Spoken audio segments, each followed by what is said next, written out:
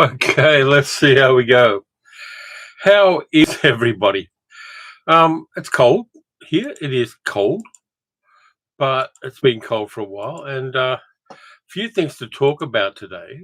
Let me know whether the thing's working or not, because I would like to know. I'd like to know whether I'm speaking to anybody. Got 14, 11 people. Depends on how many. Got a long coffee. So is the audio going okay? Or is it just me talking to me? I'm on, says Dick, and given that he's on the other side of the planet, I'm willing to believe you. Yeah, Terrence Stamp died overnight while I was asleep. And here's the thing that pisses me off, and it pissed off a few other people as well. Hi, Tom, how you going?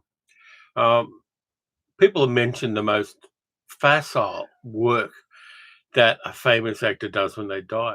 So people are mentioning Superman instead of mentioning Billy Budd, or the two movies that Terrence Stamp did with Fellini, or him playing Bernadette in The Adventures of Priscilla, Queen of the Desert, or The Hit, or The Limey, or any of those other really good roles the man did. They're picking on the kind of low-hanging fruit, the stuff he did when he came back from an ashram in India and re-kicked his career out by taking a couple of high-paying jobs. Hi, Carol. That kind of stuff pisses me off. Same thing happened with Alec Guinness. Not a way to honor somebody, in my book anyway. Yeah, Friday, Billy Budd's amazing. I wish Imprint or somebody would do a Blu-ray of Billy Budd, because Billy Budd is just one of those incredibly underrated films, and Terrence Stamp is fantastic in it, in a very, very early role. Yeah, Doug, The Collector. Yeah, The Collector's good too. The one he did with William Wyler and Gail Honeycutt. Was it Gail Honeycutt?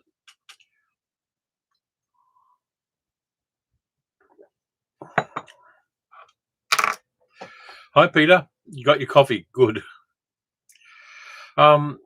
Yeah. So, yeah, Terrence Stamp did incredible stuff, and he even gets name checked in the King's Waterloo Sunset, which is why I put that up on social media.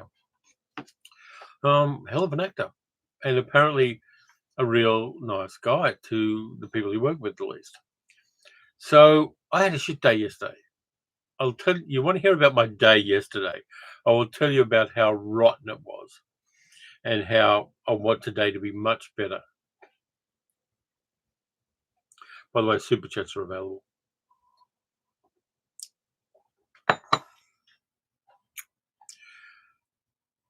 Yeah, Modesty Blaze is fun. I mean, it's very, very campy, and Dirk Bogarde camps it up as much as anybody. It's nothing like the original IP, but Terrence Stamp and Monica Vitti seem to be having fun, and Dirk Bogarde seems to be having fun, and Clive Revel and all of those other people just having a good time. And Harry Andrews playing against type as a romantic spy leader. Yeah, okay, my day yesterday. I went out early yesterday because I was doing a walking vlog. One of my notorious walking vlogs, which is starting to get a little bit of traction on YouTube. Not much, but still a little bit. So I went down to Dights Falls on the other side of the city, and I recorded a vlog around Dights Falls on the Yarra River. Started walking toward the city, and it started raining. But before that, bus replacement for the trains. So I had to get on a coach at the train station and take it all the way into Melbourne City, and then change and get onto the train that took me out to Dights Falls. So bus replacements are not my favourite things. So I get down near Victoria Park Station. Starts raining, and I can't vlog in the rain because my camera will get wet, and the camera costs me a lot of money and it will glitch. So I grabbed a coffee and took the train to the city, and I recorded a place called Hosier Lane, which is marvelous. It's got the best street art in Victoria, in Australia. Even Banksy did a work of art there, which some arsehole painted over. But did Hosier Lane, did a bit around Melbourne City, came home, the SD card glitched. No footage at all. Nothing at all on that SD card. And on the way home, I had to do another bus replacement from Newport to Melbourne, Newport to Hoppers Crossing. And then I got home and there was nothing for my whole day of effort. I'm going to redo it on Wednesday, but that pissed me off. And the other thing which triggers me all the time, and this is getting deeply personal, so you can tune out if you want to. Yesterday was my father's birthday, and that always messes me up because he was a total prick. He was the worst human being I've been in close contact with. And that's always a horrible memorial for me. Plus, all of that other stuff went wrong. So hopefully today will be better. The live stream is going okay so far. My computer hasn't blown up. So yeah, yesterday was a total shit day, but I'm going to fix that on Wednesday and go down and film all the cool things I saw yesterday.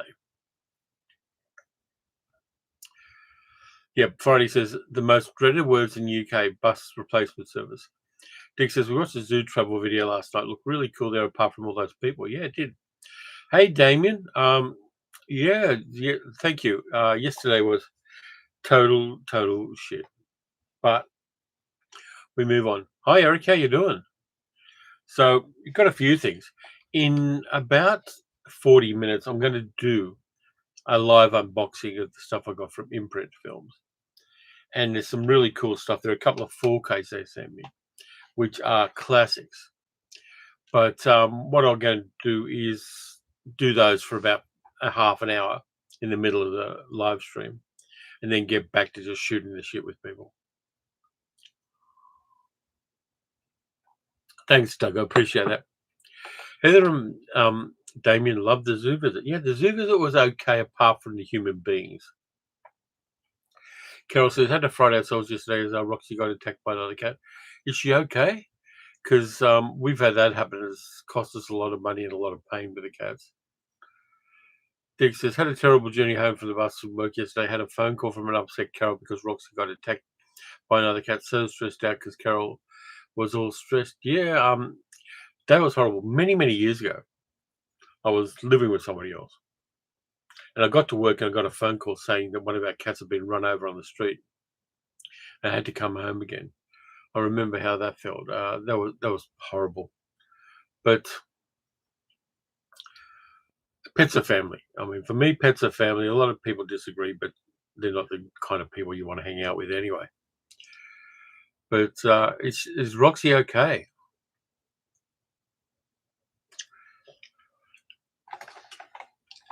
You think Roxy's okay, but she's not showing any signs of injury. Well, that's good news. But yeah, other cats are bastards sometimes. We've got a male cat that's just moved in next door, and it's kind of restricting our cats in our yard. And occasionally you'll hear this screaming because Jill and Luna have ganged up on the other cat and are telling it off. So pets, kids, granny, same thing. Yeah, but you very rarely inherit things from pets. Yeah, so that's happened. I've got a few other things on the list here, though I wasn't in my best headspace to make a list. Carol says, Roxy ran in hissing and growling at me. She's never done that before. It was so terrifying. Yeah, it would have been, yeah. You just got to give them time by themselves to calm down and their fur to stop bristling, and they'll come good again. Friday says, have you introduced an audio SD card to Philip's head screwdriver and their friend hammer? Do it in front of the other SD cards and then you mean business. Yeah, I'm saving that one for just storing data. I've got to reformat it, but I'm not going to use it for anything that's transfer intensive. And I've got another couple of SD cards that I keep in my bag. But you don't know that it glitches until it glitches. That's the horrible thing about it. Donna Passwish says, cheers, Terry, middle-aged geek girl. So glad she's home. Hanging out at home as my wife, and I just got the C word for the first time. Very mild, luckily. That's horrible. If you can get the antivirals, because the antivirals work for me. It really kicked it in the guts fast. Hi, Deborah. How's things in Nipaluna? Roxy's just joined us. She must have heard me. Yeah, well, she did. I'm a cat whisperer. What can I tell you? But yeah, yesterday was shit. Today's better. But I've got a list of 5 things that I hate in movies. So I'm going to assault you with those. And it was triggered by something I saw on a YouTube video, which I'd encountered once before, but I really did. Dick says, yep, Roxy joined us just as the live stream was starting to see Uncle Terry. Oh, that's sweet. Damien says, I'm not working today, so that's why I'm up. I hope to see Heather soon. Oh, well, I hope you do too. Hi, Dealey. Shit days, and not a lot of those. There are a lot of those about.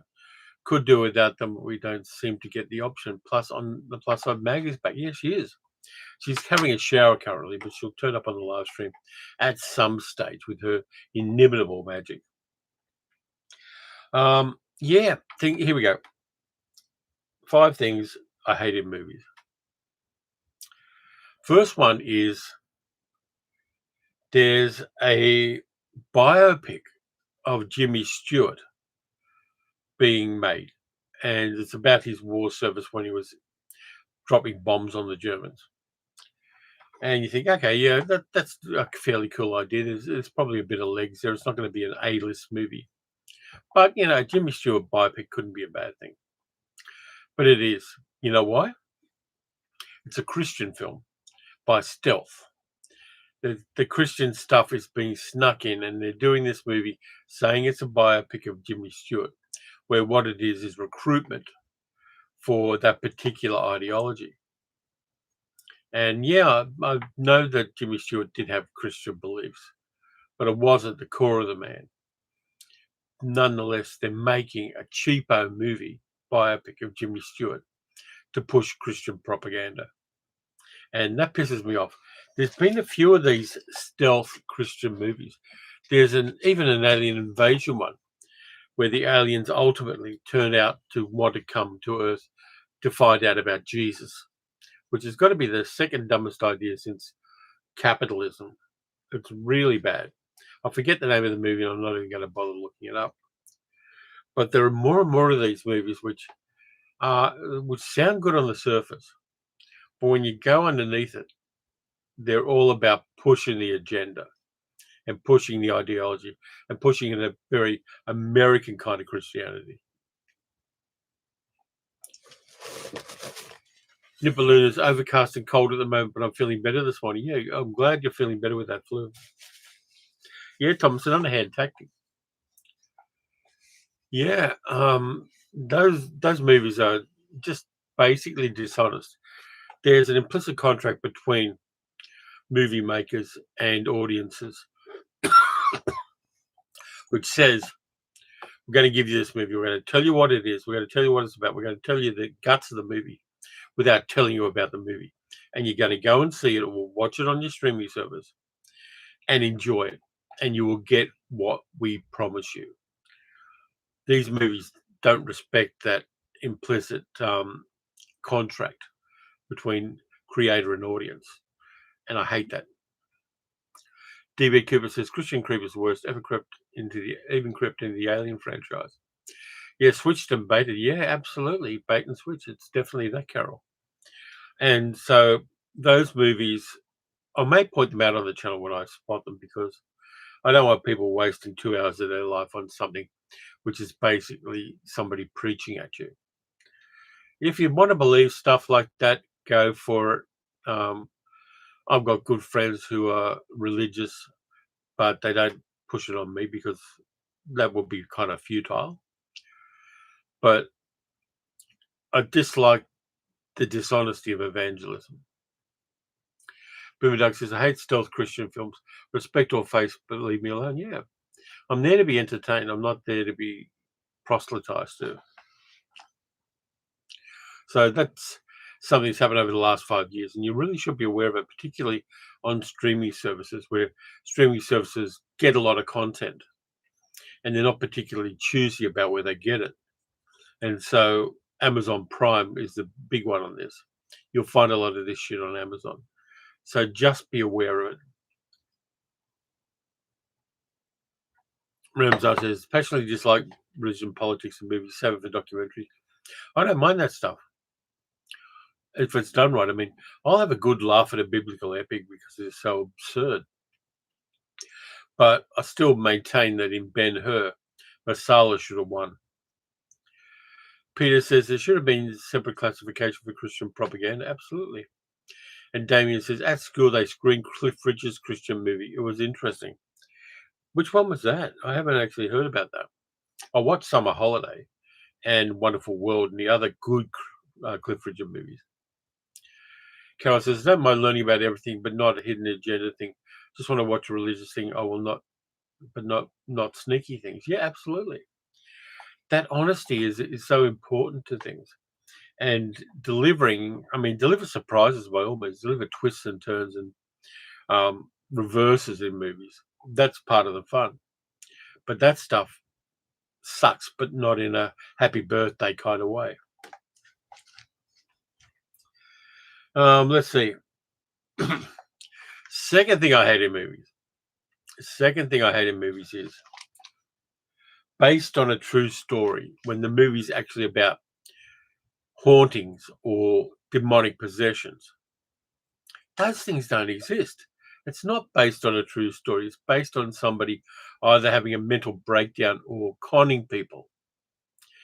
Don't go selling a haunted house movie or a demonic possession movie as anything but a work of fiction. It's not anything but a work of fiction. And there are any number of these. Probably the worst one is The Entity, where it's based on some woman's mental breakdown, where she said she was being assaulted by demons. It's the one with Barbara Hershey and lots of CG, lots of practical special effects. Don't pretend it's real. Sell your story on the basis of the story. Don't try to gild the lily. David says he was a bad boy until he met the American preacher. Yeah.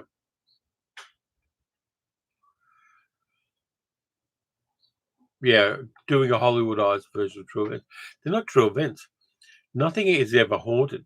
And we get a lot of that with YouTube videos. I went to the most haunted pub in England. No, you didn't. You went to the one that people think is haunted.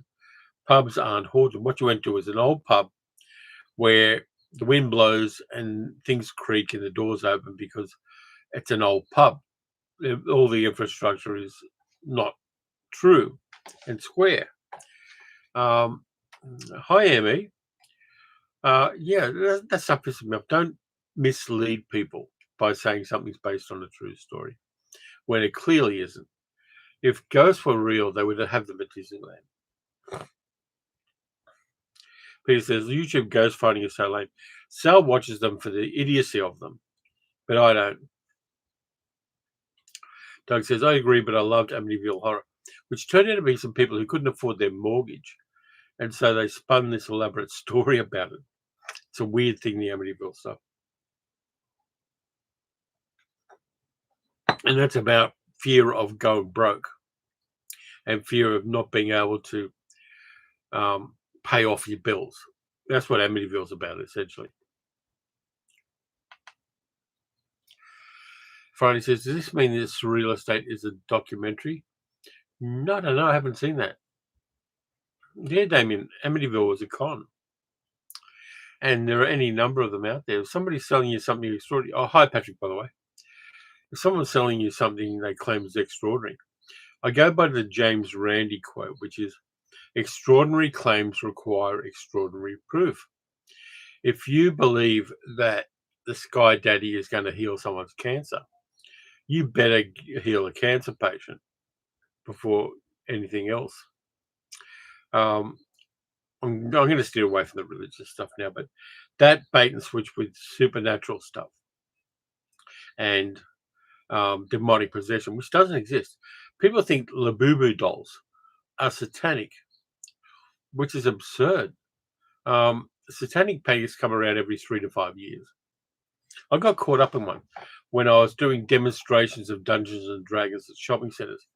I had all the books, I had everything set up, and kids could come and play D&D in the shopping centre while their mum went off to buy frocks. This is in the 80s. I did it twice, and I made good money for me. I was making $8 an hour, and cash in hand from Doubleday Books, and it was a good gig. Had a lot of fun. Got on TV with it in a kids show. Did all of that kind of stuff. And the second time I did it, these two ladies from up in the Hills district in Sydney came up and started haranguing me and giving me a lot of shit, saying I was corrupting children and it was all satanic and evil and all of that kind of stuff. And I was doing it outside a fairly small toy store, like owned by one guy. It wasn't a corporate thing or anything. And the owner came out and scared them off and told them to fuck right off. And that was wonderful. But yeah, satanic panics are a weird thing, and they've been going since at least the 80s. And it was Dungeons and Dragons, and it became other things later on. It's just totally weird. Sell the sizzle, not the steak, says Tom. Yep. Amazing Randy was great. Yeah, James Randy was terrific.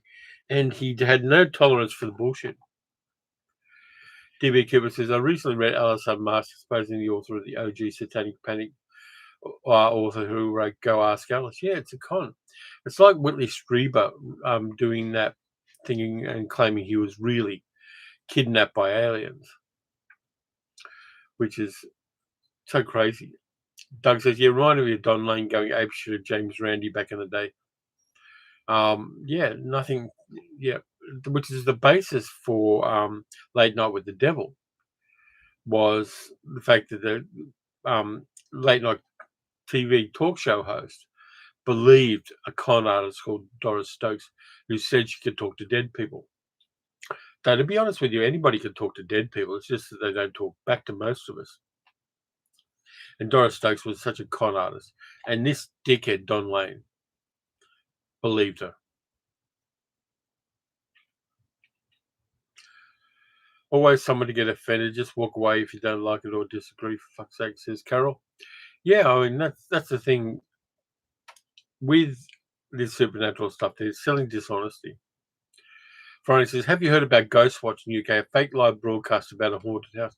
Yeah, I did. I've actually seen Ghostwatch. Ghostwatch is fun because Ghostwatch is like Orson Welles' version of War of the Worlds. It's a con job knowingly. And right up the front, they said it was a con job. And they showed it on Halloween. And I'm surprised that a lot of people just believed it, but it's incredibly well made. And the con sells itself. The alien spirit channelers of the 80s were hilarious, says Peter. Yeah, Ghostwatch is great. Ghostwatch is really cool stuff. Got my horns on. Had Michael Parkinson in it just to give it a bit of verisimilitude. But yeah, be honest with people. Don't try to tell them it's real because it isn't. And there are a couple of YouTube channels I've unsubscribed from because they did that shit. And it's, I mean, the more rational the world is, the less con artists can prevail. Believing in things, which is fine. I mean, I believe in the innate goodness of people when they don't have mental illness and trauma. Things like that I can believe in, but that's a provable thing. If people are safe and sane and have a community and have those kind of bondings and have all sorts of other stuff, we are good people. The problem is when someone's trying to sell you something, or when you have a mental illness undiagnosed, or whether you have trauma that's undealt with. That's the stuff that's messing the world up. Sally Harford, hi, have I heard of Terrence Stamper died? Yeah, I mentioned it earlier in the live stream, Sally. Yeah, I love Terrence Stamp's work. Recommendations on Terrence Stamp. Billy Budd from 1962. I like him in Modesty Blaze, even though it's a campy classic. Priscilla, Queen of the Desert, of course. The films he did with Fellini, Spirits of the Dead, I like him in the Toby Dammit part of Spirits of the Dead. The Limey and The Hit, where he was a hard man. And also, late in his career, Late Night in Soho. Last Night in Soho, sorry. He's good in that too, which I think is an underrated Edgar Wright movie. Last Night in Soho just hits. So yeah, a good actor and apparently well respected as well. And the shit he did with Superman and the other things he did like that were the least of his works. They were the stuff he did for money, not for love. The people who believe Strieber, says D. Lee, had his bum by probably believe the moon landings were faked and the Earth is flat. Yeah, I'm not sure there's a cross correlation there, but that anal probing thing is. If you dive deep into that, that's a bloody weird thing to imagine. Deborah says, my partner is heavily into D&D. He got hooked during the Satanic Panic. Yeah, I mean, I had played D&D because I used to go to Sydney University every Saturday and play D&D in the Blue Room. And that's how I got the gig, being a dungeon master in D&D for Doubleday Books in shopping centres. I had never dungeon mastered in my life. So I got Doubleday to give me the books. And I crammed for 5 days on everything I needed to know about being a DM. And I did it, and I pulled the con off. Gary says the hit is great, yeah. And Eric says, Hit and Alarmy are two of my favorite. Absolutely, he's really hard now. Damon says, we have 10 of the films. I did like him in Far From the Madding Crowd. Absolutely. Great in that. Deborah says, our friends in the UK saw Ghostwatch and were scared shitless. Most of them are now horror fans. It's a gateway drug. Carol says, if we all thought the same, it would be very boring. You have to accept that others' views are valid too. I don't always agree with Richard or my boss, but we get on fine. Yeah, I mean, the thing is, it's about respect. And evangelism is not respectful. It's trying to force feed you somebody else's belief system. And it's got any number of things used to justify that. Captain Lazy says, Terry was a D&D nerd, so was I. It was great fun when imagination was key. Absolutely. Ramsar, US $4.99. Thank you, Ramsar. And, of course, you get the fart gun. All super chats get the fart gun. You get 2 fart guns. Thank you again, mate. Yeah, D&D was great. It was a good way of social bonding at a time when I was very badly socialized. So we'd all go down there, we'd play D&D, we'd then go out to a cheap restaurant nearby, and because it was a university, there were cheap cafes all around the place. That's the first place I ate Vietnamese food, for instance. We'd all rock down there and just have a good time playing D&D and then eating food. Rams, my favourite Terrence Stamp movie, The Collector. I saw it as a kid and found it eerie and shocking back then. It's still great, yeah. Absolutely, Ramsar. It's a solid piece of work by a classic Hollywood director as well, which is a bit odd. Carol says, we call them God botherers here. Sometimes I go to church and don't mind religion, but there's no knocking on my door when I'm trying to shop or while I'm trying to shop. Yeah, we've got a sign on the door saying don't turn up, but they turn up anyway. And they bring kids now, so you don't swear at them, I suppose. Don't do it. Believe what you like. We've got a whole bunch of different religious beliefs in this area. We've got the biggest Islamic college in Australia locally. We've got Christian colleges. We've got churches of all kinds. We've got Muslim Christian. We've got like Middle Eastern Christian churches and Middle Eastern mosques, everything. And we get a whole bunch of festivals. We get the Holi Festival. We get a whole bunch of festivals and Eid in the local area, and it enriches the cultural matrix of where I live. And there's also decent food. But the nice thing about Muslims and other people like that is they don't evangelize. Let's have a look here. D. Lee says, a US-made TV film in the early 80s about a young man who becomes obsessed with D&D and believes the game is real. The actor playing US Tom Hanks. I've seen that one. It's ridiculous. Patrick says, I've been DMing for the last 50 years. You need a break. Go to the toilet at least. Deborah says, Violet Terrence Stamp to Collector was a standout for me. Yep. Excited to know the third thing on my list, says DB Cooper. I'll get to it after I finish the chat. Put up a side a few weeks back. They're still not very polite. Apparently, Terrence Stamp was the original choice for Alfie, and Michael Caine got it. David says, my late mother-in-law wanted to see this guy to help me to drive, and I went and tried to get me under. Know that my birth mother had abandoned me. I knew he was a con and never went back. He later got arrested. Blue is an odd western starring a young Terrence Stamp. It is. 75th anniversary Sunset Boulevard, one of my faves. What's your take? I like it. I like the subversion of Sunset Boulevard. Okay, third thing on my list, because I've been asked for it.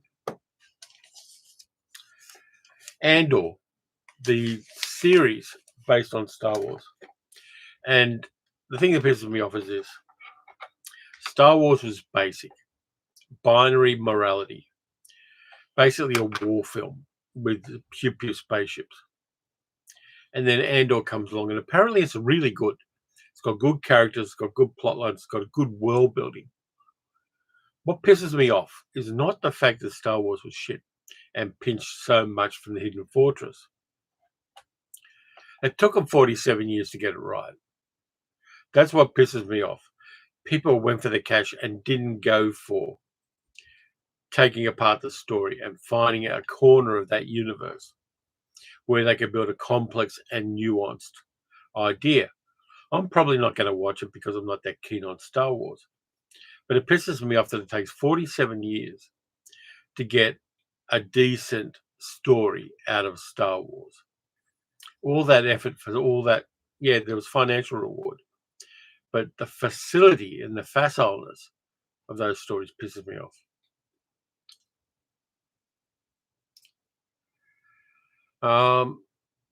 Dalek Dabando says, talking to about Muslims, the Chris Morris movie Four Lines is hilarious. It is. There's also the Pedageddon comedy episode that Chris Morris did, which is hilarious as well. That's on YouTube.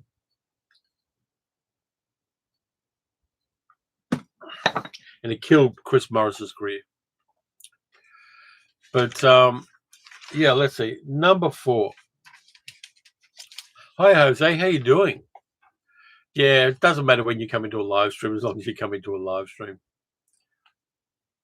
DB Cooper says, just watch a documentary about how bad Star Wars Episode 1 was regarding the box office numbers, regardless of the box office numbers. Yeah, Dalek, Brass Eye was really great. And that Pedageddon episode was the thing that killed Chris Morris's career. But Carol said, what's the first Guardians of the Galaxy film yesterday? Very good, but I wanted to know how the Walkman and tape was still working after 26 years. What batteries did he use? It's a high-tech universe. He probably would have put a battery in there that lasted forever. And he probably had somebody duplicate the cassette, which is what I'd do. I'd have a couple of backups in case, something falls in the water. Dean says, I said in the last chat you were going to watch Naked Gun. If you did, what's my opinion? Hasn't come out here. It comes out on Thursday, and Sal and I are going to see it on Thursday. So it's coming out on the 21st. So we haven't seen that yet because it got delayed. Number 4 in the things I hate in movies, algorithmic movies. The action films get pumped out by Netflix and Amazon, which aren't really good and are not supposed to be good. They're just supposed to get people's attention. And they get very big actors, and they get Baby Goose, and they get Ryan Reynolds, and they get other people like that, and spend a lot of money on the talent. But in the end, they're just generic formulaic action films because that's what the algorithm says people will watch. And with streaming services, it's all about the eyes. That stuff pisses me off because a better movie can be made and slotted into that platform. But there's a whole bunch of different plot beats and action beats that the algorithm says you've got to put in these movies. And so algorithmic movies piss me off enormously.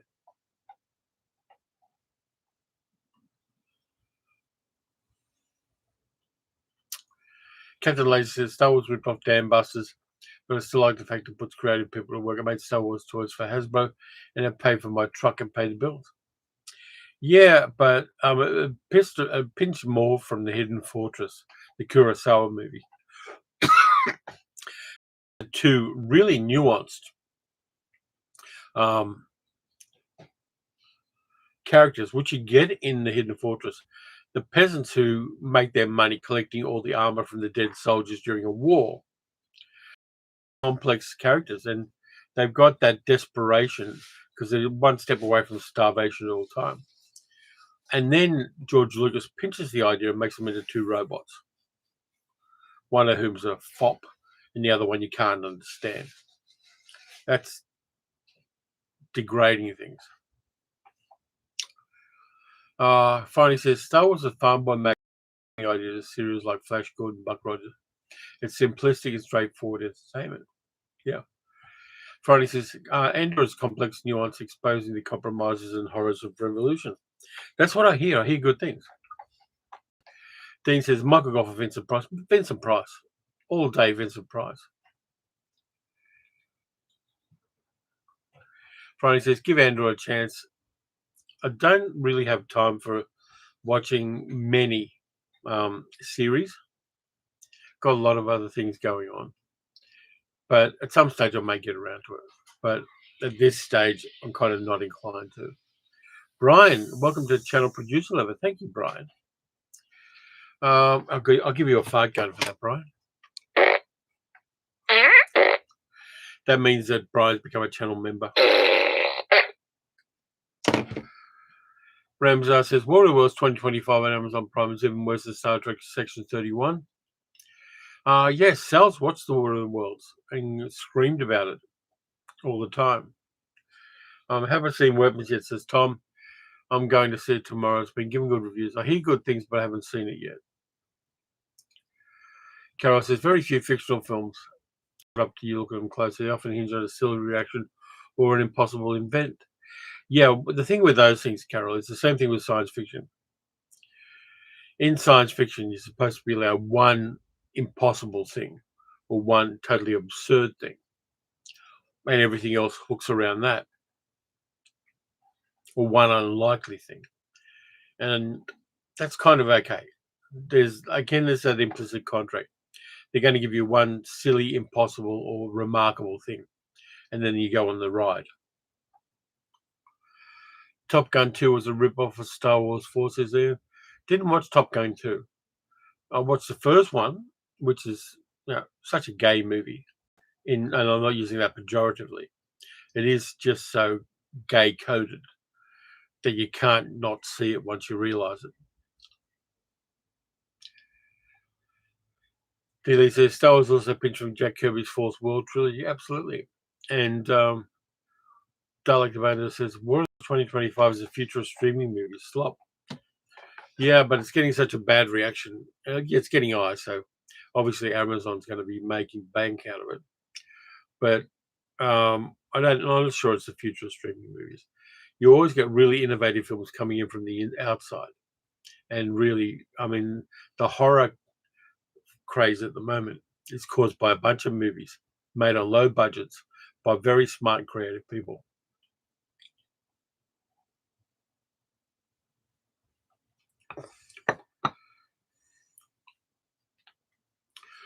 Friday says, just watch Superman. Can we strap in Zack Snyder's Big Clockwork Orange and make him watch it and say, that's how you make a Superman movie? I think he already knows now. And James Gunn's been very kind to Zack Snyder. Doug says, I watched Star Wars when it first came out. It was fun, but I'm amazed at its popularity. Yeah. Rambo watched two great movies in the theaters last week, Weapons and The Naked Gun. Two more coming this week, Nobody 2 and The Bad Guys 2. Nobody 2 I want to see because I like Nobody. Middle-aged geek girl is in the house. There she is. She's up and about. She's had a shower. Hopefully she's got herself a coffee.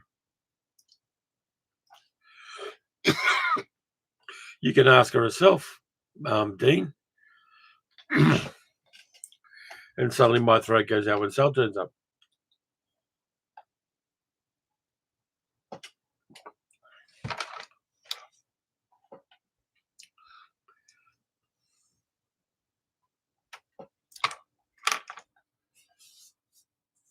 Yeah, I did hear one thing about War of the Worlds where the aliens eat data, which has got to be one of the most stupid ideas.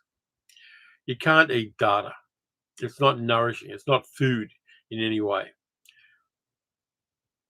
You can have them acquire data and have a cultural thing where they like acquiring data or need to acquire data for cultural reasons.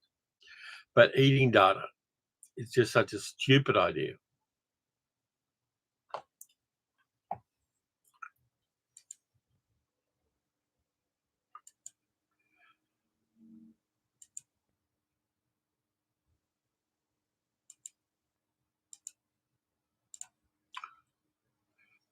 But actually, hang on a sec. Alexa, cancel alarm. 7:45 a.m. alarm cancelled. I'm going to start the movie haul I got from Imprint. Middle-aged gig, as far as his middle-aged gig, I saw clips and the father seemed outrageously toxic. Wouldn't know about it if it slapped you upside the head.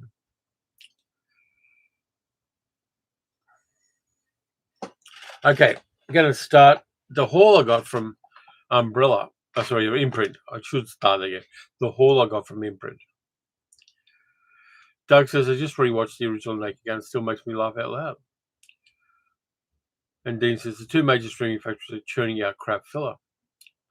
Brian decided to join because you're a fan of Auntie Jack. Thank you, Brian. And Canadian $5, so you get the fart gun again.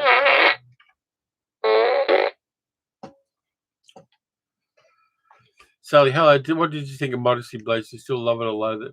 It's silly but gloriously successful. It's good. I like the original novels and the newspaper strips, really.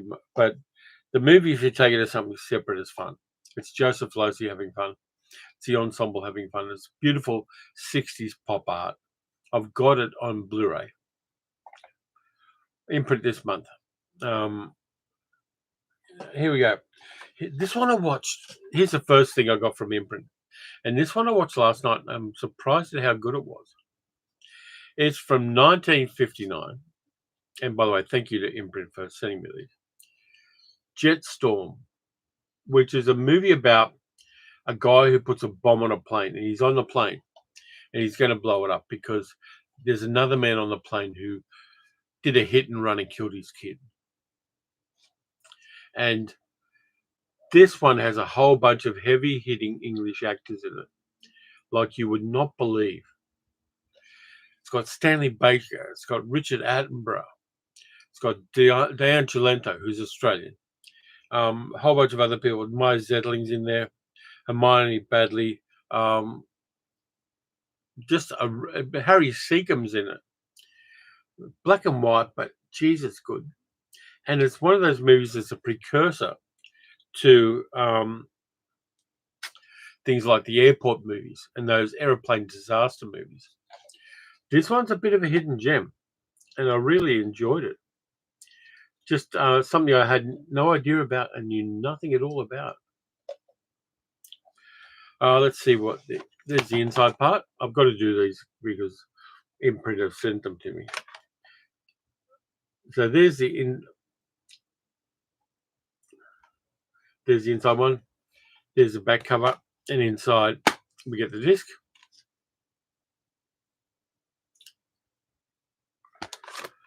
The extras on this one are pretty good. We get a commentary with Kim Newman and Joe Botti, 1080p, and film historian Sheldon Hall on Jetstorm from 2025. If you want to get one of the Imprint movies from Imprint, what I would suggest is this would be one of the ones you get this month. There's a lot of good stuff, but this month, Jetstorm I like. And then they've got this pop boiler with Robert Redford and Natalie Wood from 1966, which I know nothing about. It's set in the Depression era in a small country town in the South. Dick says, seen Jetstream a couple of times. I'm a man of many hats, Steve. That's what I can do. This property is condemned, which is one of those southern summer pot boiler films, which does really well with a lot of audiences. Basically, Robert Redford's a guy who comes to town to sack all of the railway employees in the town, and the town relies on that. and starts a relationship with a slutty woman played by Natalie Wood. There's the back cover of it.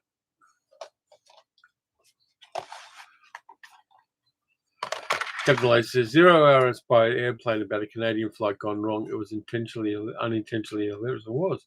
I've seen them both back to back. There's the inside cover with Natalie Wood in a blankie. There's the other part of it. Ramsar said, I'll be watching Jetstream on Tubi's big Stanley Baker fan. Me too. Stanley Baker was so underrated. And one of the things Kim Newman says is that Stanley Baker was the English Robert Mitchum, or the Welsh Robert Mitchum. This property came out from Shocker. It came in a box called Romance Collection.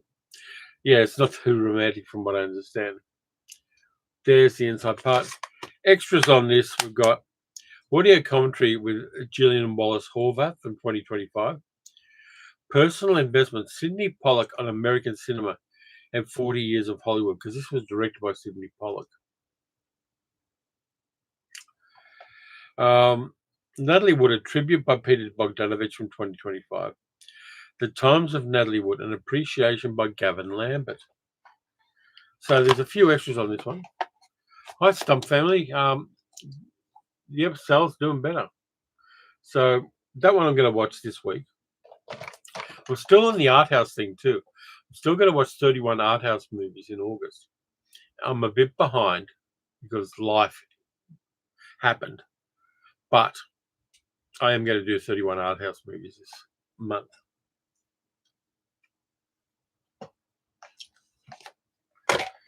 The next one's got, oddly enough, a Terrence Stamp movie. It's a couple of movies that were made back to back in America in the 1960s. Let me have a look at the dates on them. 1968 and 1973. So one of them was delayed. Captain Lazy says, love the art house month. No, it's not your fault. I was behind, so.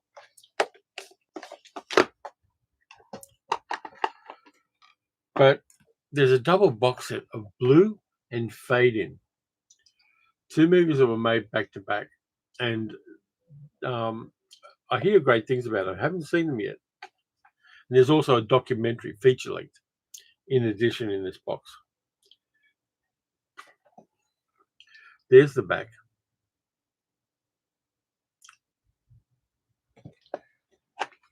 But inside, you got a Western with Terrence Stamp in it called Blue. Also has Joanna Pettit and Carl Malden. Hero, Renegade, Lover, which is what I'm getting on my tombstone. Damien says he saw Blue on TV. So I'm looking forward to that. Extras on Blue, and there's the back cover.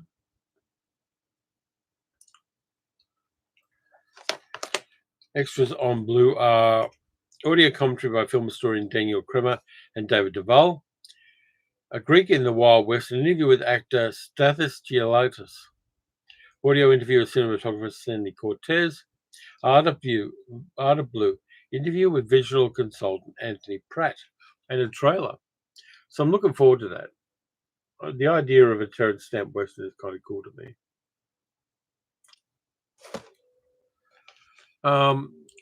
Ramsar says Stanley Baker was a noted producer, for instance, Zulu. Yeah, he worked with Cy Enfield on Zulu, and Cy Enfield also directed Jetstorm. Mark Kermode described Batman Begins as the most expensive artist film ever made. Never considered it that way until he mentioned it. Yeah, that's fair. And this one, Burt Reynolds in an early role and Barbara Loddon from 1973 in Fade In, which is the other movie that was made with Blue. And on this one, we got audio commentary with Nat Segaloff and Daniel Kremer. Road to Cinema, an interview with the producer Judd Bernard by filmmaker Jeffrey Friedman. This one says, a young cosmopolitan city woman surprises herself and everybody else when she finds herself falling for a handsome and charismatic ranch hand while both are working on location in the film shoot. That's a bit of a different early Burt Reynolds role. Deborah says, Blue's an interesting film. Really liked it. Haven't seen the other one. Neither have I. And there's also a documentary by Daniel Krimmer about movie director Silvio Nerezano called Cruel, Unusual, Necessary. This is another interesting thing from Daniel Krimmer. And this one's got introduction by the director, special remembrances of Silvio Nerezano by filmmaker Peter Menek, deleted sequences and extended interviews. I'm glad they put that in there because Daniel's doing some interesting documentaries these days. And that inclusion kind of works. And I could probably use that as one of the art house movies I do for this month. And I may well do that.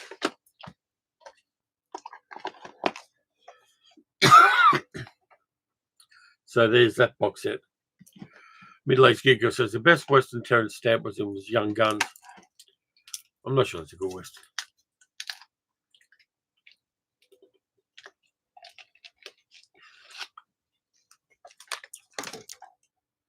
And here are the 4Ks for this month, and they're bangers. Midnight Cowboy on 4K. Hoffman and Voight. I never liked John Voight's character in this movie, but I like Dustin Hoffman's.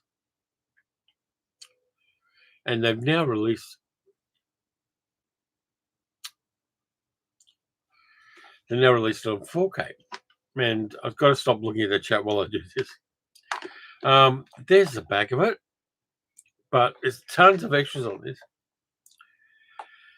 Audio commentary with Matthew Asprey Gear, audio commentary with director John Schlesinger and producer Jerome Hellman, which is archival. Blu-ray special features, After Midnight, reflecting on a classic 35 years later featurette. Controversy and Acclaim featurette. Celebrating Schlesinger featurette. Salute to John Schlesinger, an Englishman in Hollywood, from 2025, which was done at the Santa Barbara International Film Festival. Desperate Souls, Dark City, and The Legend of Midnight Cowboy. An extended interview with Midnight Cowboy cinematographer Adam Hollander, which is pretty good. Damon says, have the book of Midnight Cowboy. Amazing how much the film is like the book. That's what I hear.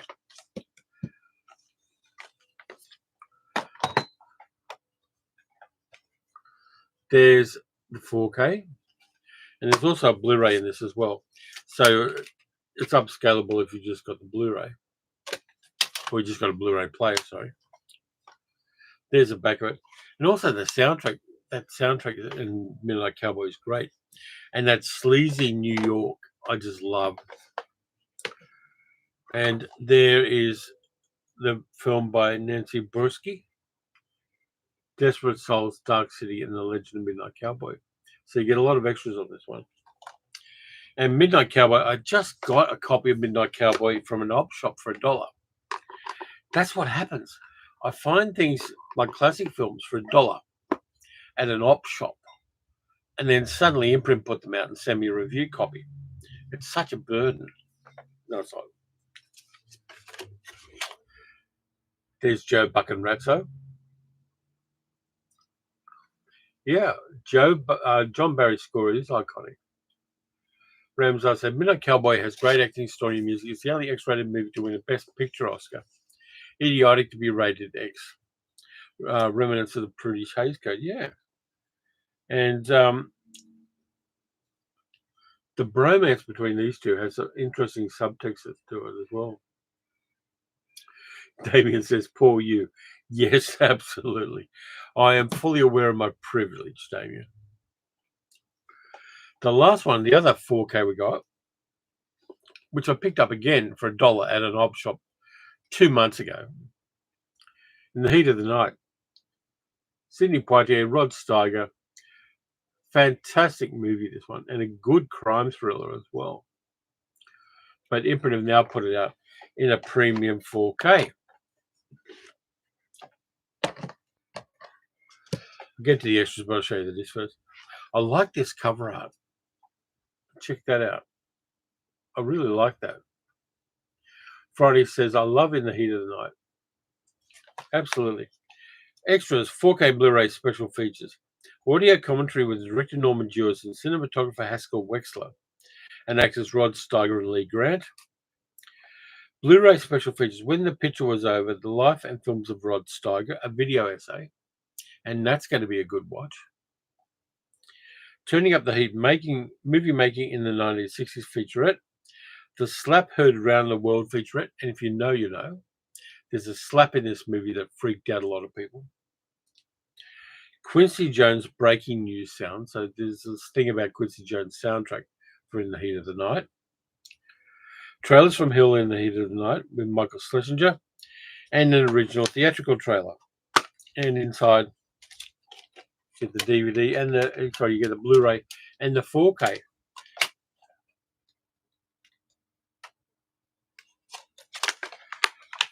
But you also get a book. Friday says, I believe the slap was ad-libbed. It could be. Yeah, there was a sequel to Call Me Mr. Tibbs and The Organisation, I think it was. Night Moves. In the Heat of the Night, Pursuit of the American South by Travis Wood. Is there another one in here? And there's a whole bunch of the press stuff for the movie as well. Tom said, I saw that In the Heat of the Night on the big screen in 1967. Cool. Dick says, got a bunch of stuff on order from Imprint, but got to wait until September for them to arrive. Yep, that's unfortunately the tyranny of distance, which Australians are very familiar with. But yeah, getting these two classics on 4K is amazing and was unexpected. And Imprint does this where they'll announce things and you think, I wasn't expecting that. What the hell? There's Rod Steiger and Sidney Poitier, one of whom is much taller than the other. My favourite Rod Steiger role is him playing Stanley Shriner Hoff in The Big Knife with Jack Palance and Ida Lupino. That movie, if you can see it, is a real gutty movie about Hollywood. So there they are. There is all of the stuff this month from Imprint. And thanks again to Imprint for sending them. Amazing month this month. Gary Ken says, any film that stars Warren Oates is worth watching? Absolutely. Warren Oates is the GOAT with that kind of role. The Exorcist got an R rating. Politics, MPA. The Illustrated Man's interesting, says Friday. Yeah, it is interesting, but I think flawed. I think they were a bit too cautious with Ray Bradbury's original material. In the Heat of the Night book is different from the film. Yeah, John Ball, I think, wrote the book, which is very different from the movie. But I think these days what I'm thinking is you got to let the movie and the book be separate things. One may have inspired and influenced the other. But you got to do your head in if you stick too strictly to the movie must be like the book. Because there are movies that are infinitely better than the books, and there are books that are infinitely better than the movies. Nora the Curse, was that not Imprint? No, it isn't. That's Umbrella Cell. Ralph says, I'm a big soundtrack fan. I wish more of these fancy sets would come with CDs. Some of them do occasionally when they can get the rights, and it's always a rights issue. Getting the rights to the music is sometimes very, very, very difficult.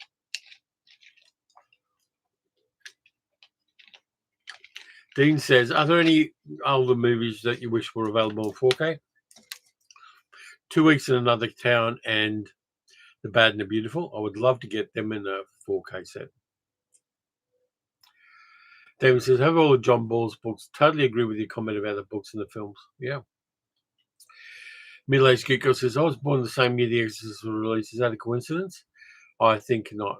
Yeah, it's probably true, but then demonic possession, as I said earlier in the live stream, is bullshit. But let's have a look here. I know that he goes a bit hammy in some sense, but I love Rod Steiger in No Way to Treat a Lady. And Gary says, No Way to Treat a Lady is a bonkers Steiger film. Yeah. And Napoleon is just mad as well. But you got to see The Big Knife if you haven't seen it. fantastic movie about Hollywood. And Ida Lupino and Jack Palance are great in it. And the totally irredeemable assholery of Rod Steiger's character in that movie is just amazing.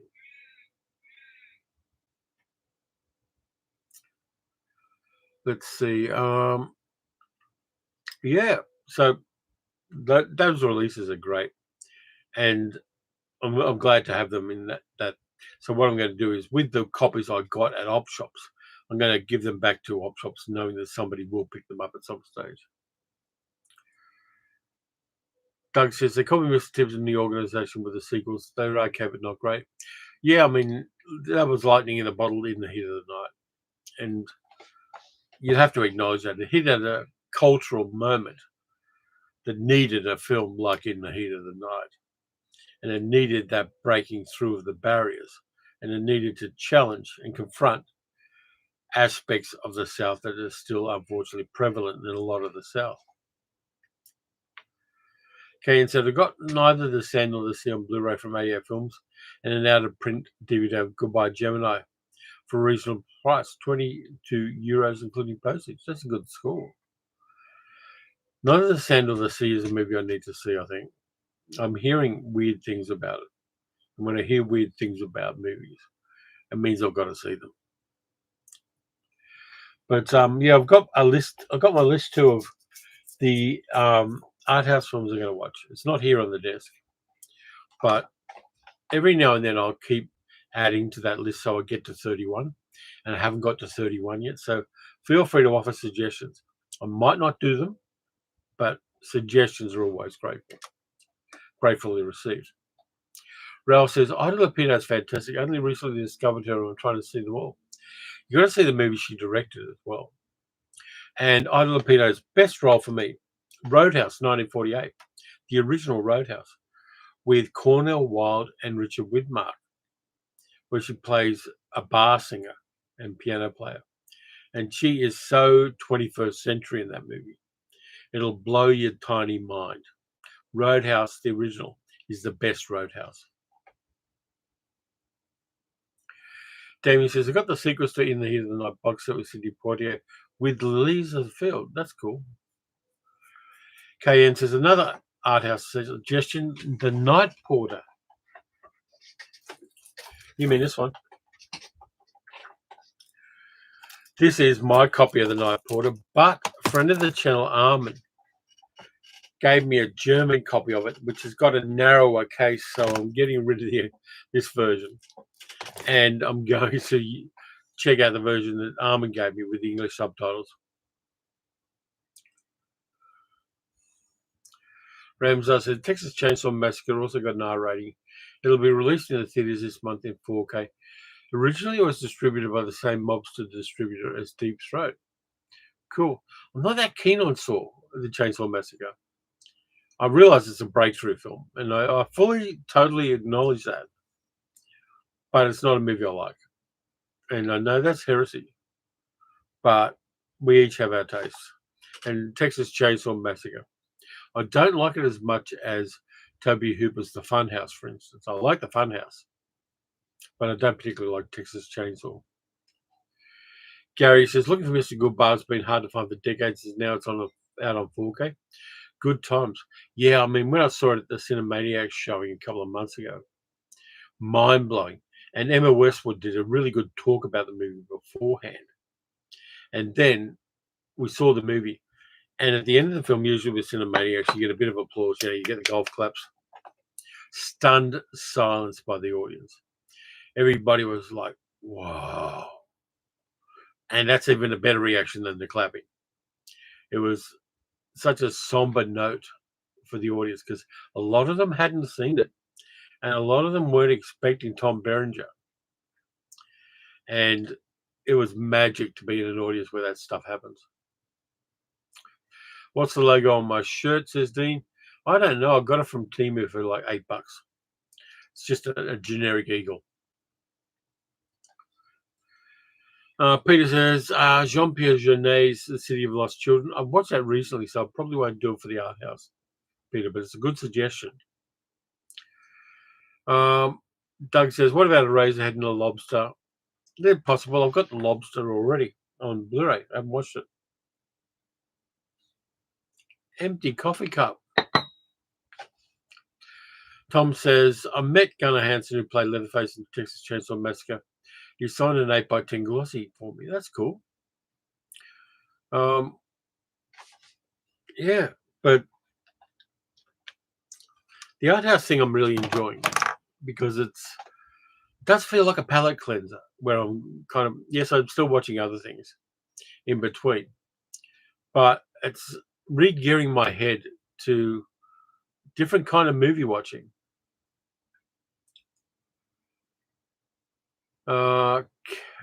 Carol said, it's funny how you mention a film, it turns up on talking pictures over here. Maybe they're watching the channel, Carol. That's a possibility. Warren watched some episodes of Rogues. I'm not familiar with that. Leatherface, too much Botox probably, says KN. Yeah, The Brutalist is worth checking out for your art house series. I want to see The Brutalist. It's probably out on streaming now if I look around.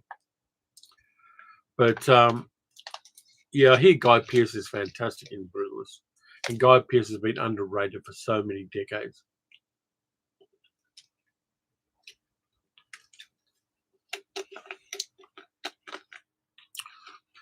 Carol says, beginning to think they are watching you as it happens so much. Yeah, I mean, it's possible. I mean, I'm always happy to be a river to my people. But they can at least throw me a buck. In Rogues, they had Ida starring and directing in some episodes, says Warren. That's kind of cool.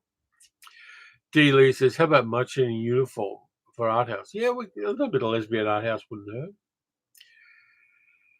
Ralph says, speaking of Tom Berenger and Sidney Poitier, I love Shoot to Kill, especially with all the bad guys they cast at the campus. I haven't seen that for a long time. I did see it back in the VHS days. But Tom Berenger in Good Bar is incredible. Even Richard Gere, who's normally a bland as fuck actor, is good in Good Bar. And I think it's Diane Keaton's best role, definitely. And having Richard Kiley playing her father and all that kind of stuff just hits for me. Damien says, so many films and TV coming out trying to keep up, unlike back in the 60s and 70s. Yeah, it's difficult to keep up with things, but it's a nice challenge. I mean, there are so many things I want to watch, but I'm getting increasingly like I've got to be in the mood to watch certain movies.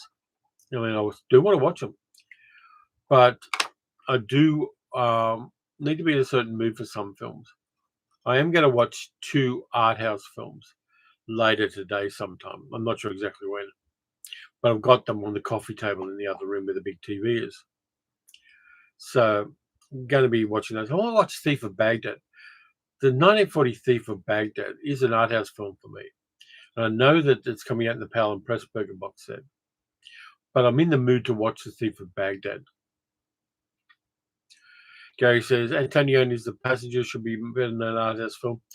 It's incredible, and Antonioni generally leaves me cold. I watched La Ventura as the first art house film this month and really enjoyed that. So I'm going to watch La Clese, which is the other one I've got of Antonioni's. Have I watched the Institute series this Friday? No. KN says, do you ever watch films wearing headphones? No, I don't. I don't have a Bluetooth thing on the TV or an enormous cord. I just watch them, and I close the door between my area and Sal's area. Middle-aged geek girl says, surely art house is whatever you want it to be. Yeah, but I got to stay within certain parameters. I'm not going to fudge it and mislead the audience. And I've announced so many times that I'm watching art house films. But I've got to stay within certain parameters to kind of stay true to the people who are going to sit through me telling you what art house movies I watched in August. Ramazan said, The Brutalist is a must-see. Great acting. The first half of the movie before the actual intermission is fantastic. Second half is subpar. Beautiful cinematography and vista vision. I'm going to have fun. Yeah, I think Dalek de Mondo, Pasolini is art house. Peter says, what about Warhol's Blood for Dracula and Flesh for Frankenstein? I like them. I've got them on, I think, DVD, because I know in the early stages of the channel, I reviewed them back to back and it hit well. Yeah, they're fun. But what I want to do is, as much as possible, and I know this isn't entirely possible, I want to hit art house movies I haven't seen before and expand my horizons. That's part of what I wanted to do with Art House August. Frank says, the Institute of Stephen King, I'm enjoying it so far. I'm getting a lot of ads for that on YouTube for some reason. Kayan says, Warhol's films are rubbish like most of his art. I disagree, but we can disagree. Yeah, Uday Kier is great fun. Is Hulu's Alien Earth available in Australia? I haven't seen it. I can get it if I need to, but Hulu is available here in Australia. But I can get the series by other means if I choose to. Alien isn't my favorite franchise. I really don't like it. I like Predator a lot more than I like Alien, because the aliens aren't nuanced. They're just monsters. And they're invasive monsters with a bit of body horror thrown in. But predators have personality. Predators have a culture. Predators are unexpected.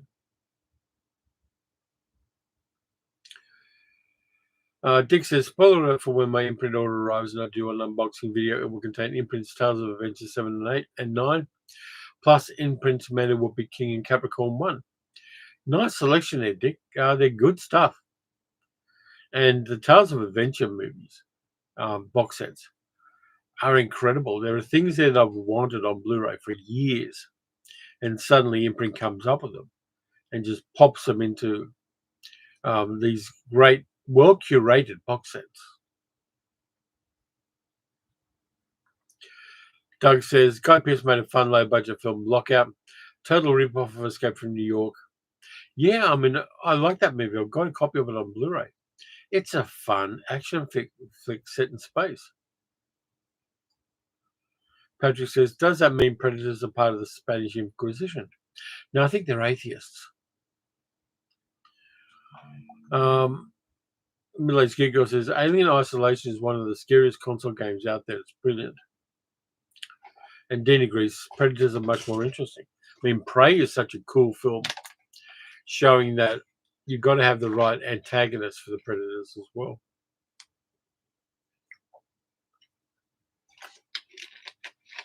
Damien says, can't wait for the new box set of Tales of Adventure. Yeah. There hasn't been a Tales of Adventure box set that came out that didn't hit, at least for a couple of the films.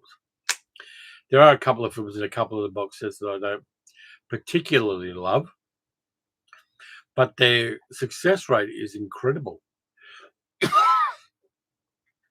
So will I see the new Predator movie? Yeah, I probably will. I don't know whether I'll see it at home or in the cinemas, depending on availability. But definitely going to see it. Definitely taking Sarah to see The Naked Gun on Thursday, because we've worked that out and that's all locked in. Ralph says, Xenomorphs are like zombies. The characters are the reason to watch the Alien films. Yeah, but the characters haven't been great in some of the Alien films. I think it was Harlan Ellison who said Alien, the first Alien film, is a haunted house movie in space, which is kind of true.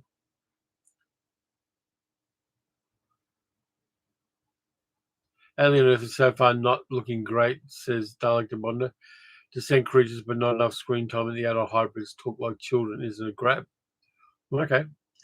Rams says Texas Chainsaw Day refers to a day, August 18th, 2025, when the classic horror film Texas Chainsaw Massacre is celebrating with theatrical screenings of a 4K restoration.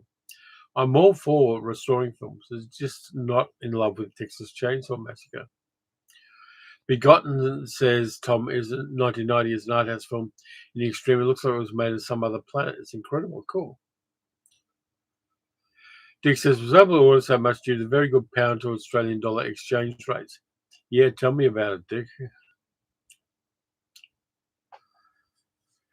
Middle-aged good girl says, yeah, but they gave us a badass chick in Ripley. Yeah, which is mostly down to Sigourney Weaver. They just wanted her to strip off naked in Alien.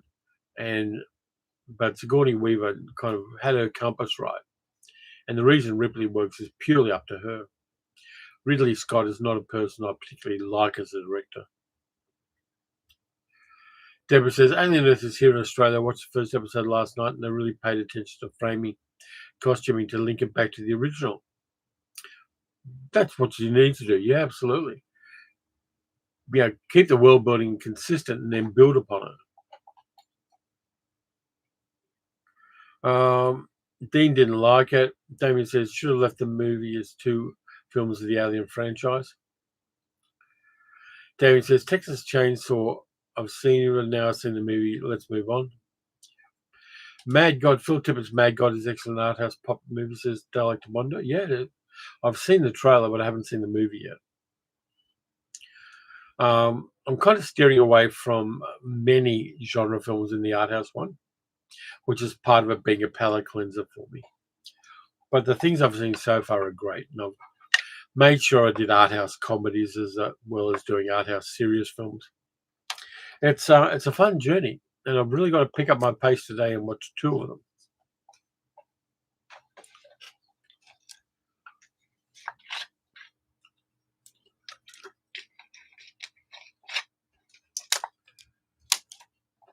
Gary says, come and see is maybe the greatest one-watch film that I'll never watch again. Yeah, I feel the same way about Martyrs. Deborah says, I'll give Alien Earth a go, but I'm not holding my breath. At least it's better than the dog's breakfast that is Romulus. Yeah, Romulus was bad. Romulus was like greatest hits version.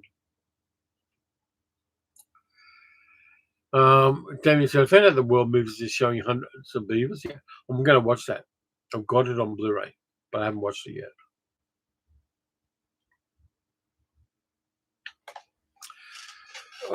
So many movies, so little time. Dalek Wonder says, Alex Cox makes an appearance in Mad God as the only human character. That's a good choice. Really a good choice. Captain Lazy said, yeah, I said no science fiction this round of art house, so next we have a go at horror science fiction art house movies. Possibly. Ramsey said Prey's on Hulu. It's the best Predator movie, along with the original with Arnold. Yeah, Prey is just such a really good reinvention of the basic concept of a Predator movie. And it's like I've said over the last couple of years, I want to hear other people's stories. And by having like an American First Nations protagonist, I'm seeing a Predator movie that's also a story from a different cultural perspective. And I am totally 100% locked in good with that.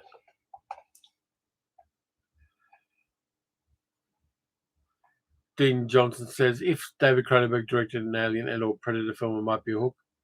I'm not sure Cronenberg would do that. He's fairly old and also he's got his own stuff to do. Jan Funkmeyer's Alice from 1988 would be a good art house movie if you haven't seen it already. That's a possibility. I'll go through the chat later and write these down. Middle-aged Geeko says, that animated Predator movie on Disney was good. Yeah, it is. It's surprisingly good. Some of the antagonists for the Predators are better than others. But that Norse mother is just like a warrior I want to see in a live-action Predator movie. She is something incredible. And also the samurai is pretty good too.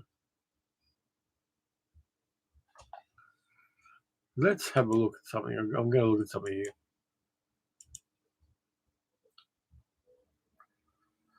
And this is fascinating for you while I do, of course.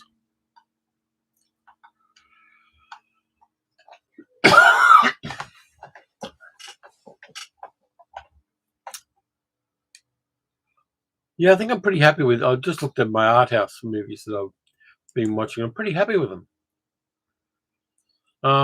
Peter says, would you consider Nicholas Roeg's The Man Who Fell to Earth art house? I would, but I don't like it. The idea of an alien coming to Earth in search of water is such a stupid concept. You don't go to Earth to get water. You go to the rings of Saturn to get water. That's what the rings of Saturn are. You go to the Oort cloud. You don't even have to come into the solar system to find water. It's all over the fucking universe. Coming to Earth to find water is stupid. And that took me totally out of the movie.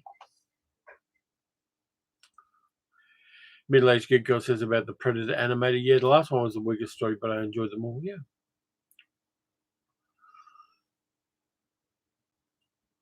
But yeah, Men That Fell to Earth just didn't work. Though I do like Candy Clark in movies. She was also great in Q the Winged Serpent.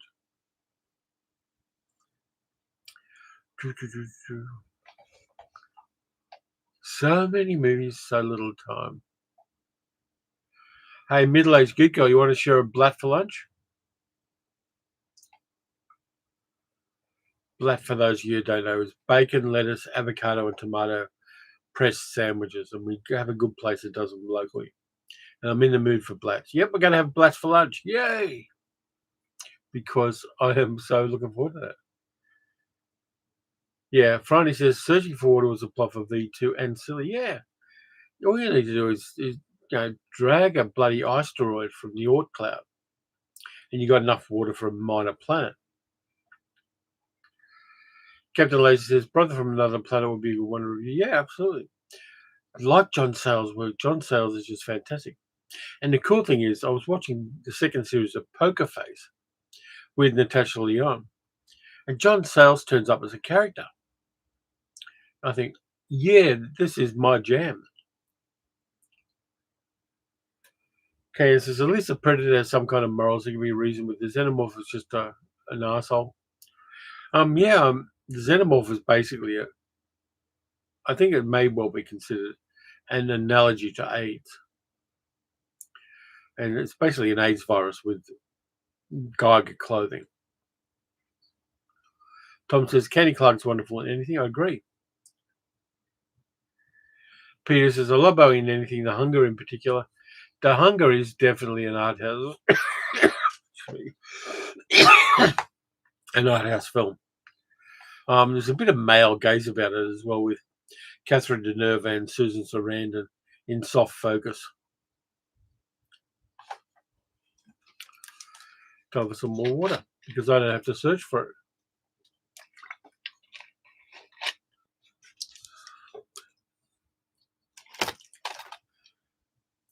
Might add the Night Porter to my art house list. I haven't seen it in a very long time. As you can see, my copy's still in the plastic. Gary Keelan says Lone Star is fantastic. Yeah, it is. John Sayles' Lone Star. If you haven't seen that movie, you've got to check it out. Dean says, is it time for another installment in the Sharknado film franchise? I think Sal would say yes. Not sure anybody else would. Deborah says, read The Man Who Fell to Earth. Yeah, I can put the silly premise aside because of Bowie. Some people can. Anthony Diggle turned up. Hi, Anthony. I saw Weapons in the cinema yesterday. Quite an interesting but graphic. I thought, not sure if you've seen it. I haven't seen it yet, but I might wait for streaming for Weapons. But I do want to see it. Delecta Bonder says, Merry Christmas, Mr. Lawrence's art house. I guess Bowie was drawn to that style. Probably, yeah. Probably won't do that one for the art house. What I'm trying to do is find like diverse art house movies, like different cultures, different viewpoints, different genres. I might do Tetsuo the Iron Man because that's just like a mad Japanese art house film. Mag says there are a couple of new shark movies coming out. I watched some trailers the other day and forgot to write the names down. That was a mistake, but you'll find them again. Believe me.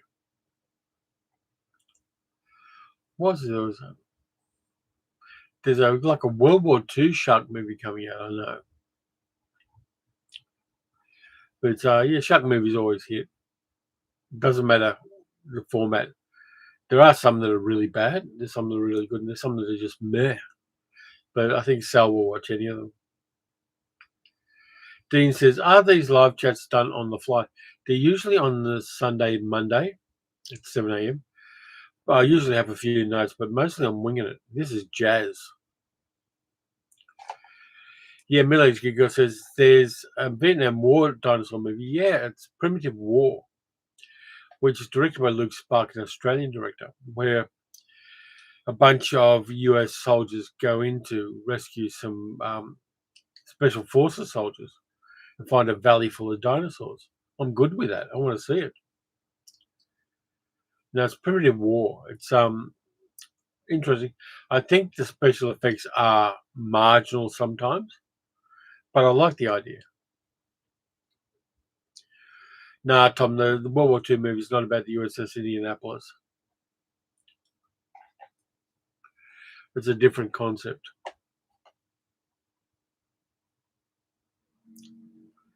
But yeah, Luke Sparks has done some interesting horror films. I think he did one called Red Billabong, which is interesting.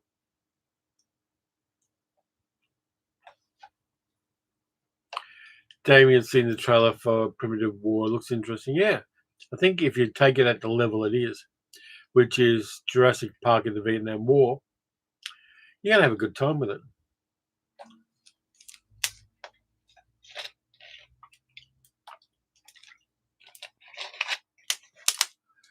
What else have I got around? When I finish this month, I'm going to watch that, which is a William Castle movie I haven't seen yet. Zots with Tom Poston. Black and white magic movie.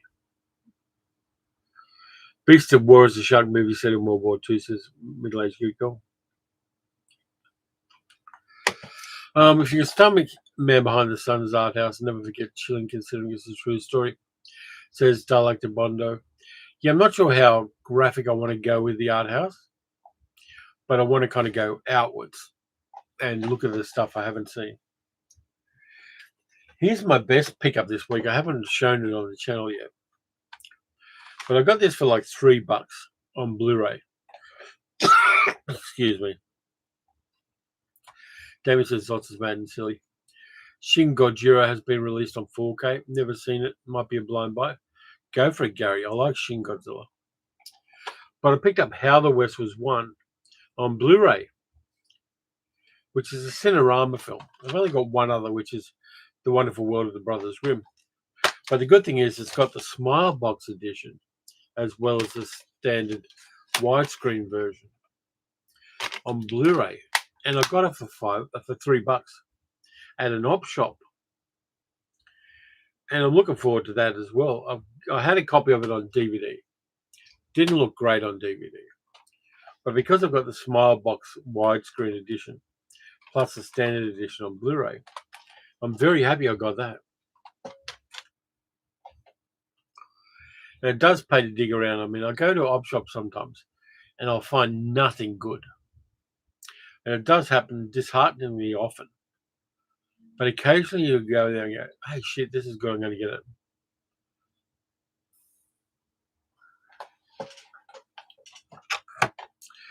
The other thing I was going to ask is, do you reckon it's worth me editing down the live streams and putting out another video of them? Because I've got editing software now that takes the silences out of our video stream. And I can do that. So you reckon it's worth it or not? Unit 731, I watched some YouTube documentaries about that. Horrible. Says middle-aged geek girl. Yeah, you talk about Unit 731 an awful lot. If you want to Google that, you're going to have nightmares.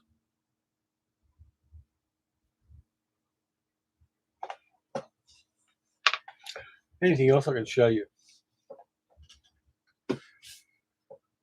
By the way, project before the end of the year, clean up the man cave. Sal's going to help me with that. I'm going to be getting rid of some things, but I want to kind of make this a more usable area for live streams and recording other videos as well. Kind of like picking these things up.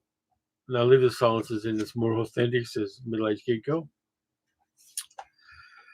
Little reference books like that from the 60s. I love getting them. And there's a lot of great pictures in them, but occasionally they turn up weird movies I didn't know anything about. Ramzar says 2025 is turning out to be a banner year for horror movies, all different.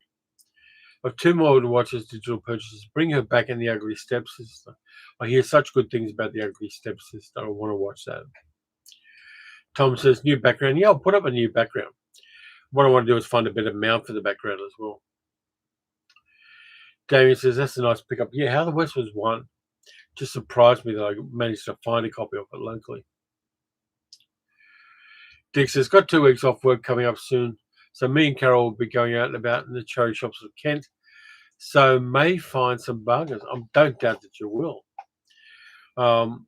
You guys seem to have just so much cool stuff up there. Anthony says, with the so many movies said all the time, saying, do you ever not finish watching movies you don't like or are not enjoying? Only occasionally, only rarely. I'll sit through the end because occasionally movies jump out at you in the third act. But I think my obligation to myself is you start something, you finish it. On streaming, I do that more often, where I'll watch a bit of something and go, no, this is shit. But if I'm doing a physical media copy, I'm more inclined to watch it all the way through. I don't know why. It's just a quirk. But that's how I work it. Good question too, Anthony. That's a good one. But yeah, I've got a bunch of backgrounds I can put up, by the way, Tom. And so I will be putting in something when I get the man cave fixed up, where I can pop in one of the many backgrounds I've got, because they're dead cheap, like $8 to pick up on Timo to get a big background you can use.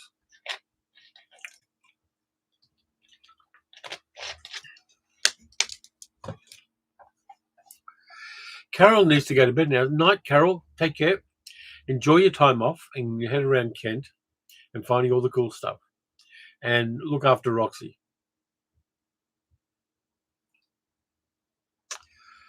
Should have been more organised for this, but yesterday it knocked me in the arse.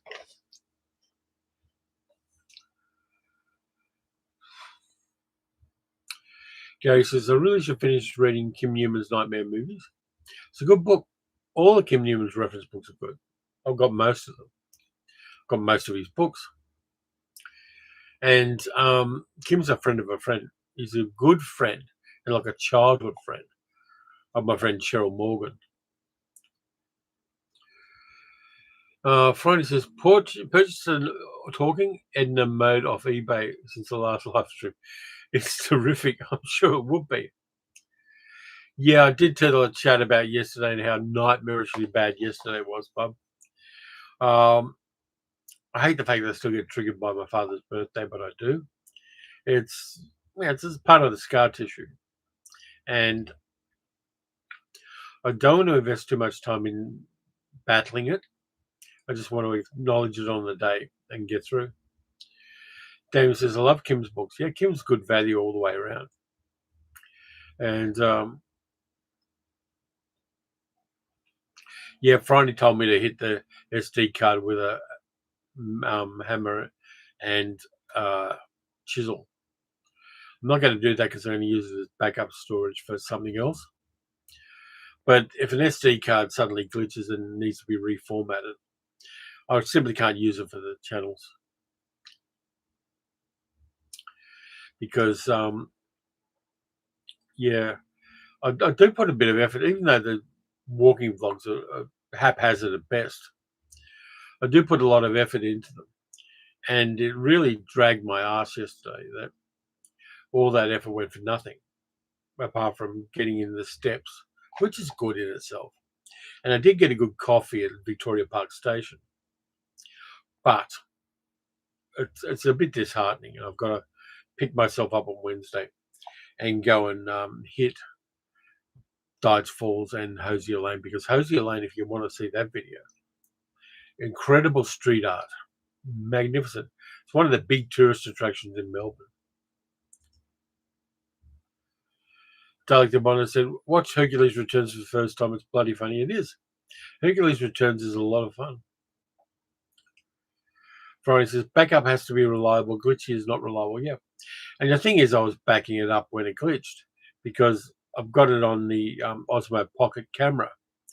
And as soon as I get home, I transfer the files to the hard drive on the computer and leave them on the SD card until I've edited the video on the computer and compiled it down. So if anything goes wrong with the computer, I've got the SD card as backup. But the weak link in that chain is if the SD card glitches when I put it in the computer, nothing I could do. I could pay $200 to buy software to try to retrieve the video, but that's not economically viable.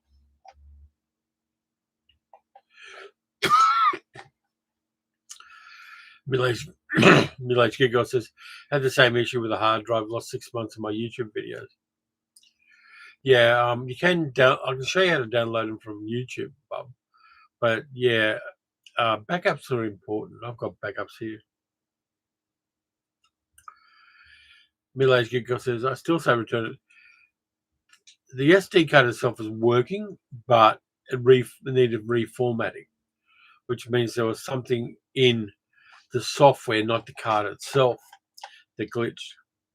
Something in the tables of the way it stored the data. So it's not a glitched SD card in that sense.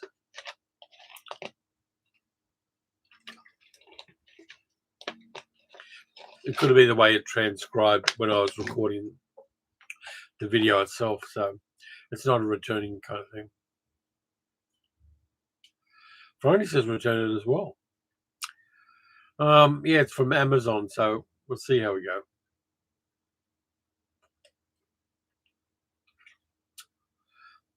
I don't know. Gary says, I'm off to Iceland in a few weeks, short flight from Scotland. Does anyone else watch films from destinations you visit? Might have to Google great Icelandic films. Yeah, why not? I did it for a long time. And I wouldn't leave it too long to go to Iceland because it's going to get bloody cold there. And there are people going to Greenland as well. And there's a lot of travel vloggers going to Greenland. I think it's partly as a subtle protest to the annexation talks about Greenland. It's kind of interesting that there are people who went to where'd they go to? Alaska, just as Trump and Putin had their circle jerk there. And I think there are travel vloggers who won't be overtly political, but go to places that are mentioned and threatened by the monster du jour. And there's a kind of subtle political context to those things. Damon said, I picked up on JB the Salt Path, the Matchmaker, and the last Bluey box set. That's cool. The Salt Path's interesting because the people it's based on turned out to be not very good people at all. They were milkshake ducks. And a lot of that knocked the Salt Path in the arse. I haven't seen Bluey. Oddly enough, it's a series I haven't watched. I haven't seen Bluey. But I know from a kid's point of view, middle-aged geek girl is going to see the Wiggles sometime later this year, which is going to be hilarious. Friday says, the thing to do is use a Linux machine for file recovery, but it's only for people who enjoy being technical. I've got a Linux machine here. I might try that. That's a possibility. I haven't reformatted the SD card yet, but I could do that as an alternate universe version of the one I'm going to do on Wednesday, if I can get it to work. But thanks for the tip, Friday. I appreciate that. Anthony says, I thought the Icelandic series Trapped was excellent. And Ralph says, only Iceland film I can remember is Tilbury. It's not great, though. Middle-aged Good Girl says, Bluey was a cop TV series. It was. It's also about a blue dog. It was. With Lucky Grills in it.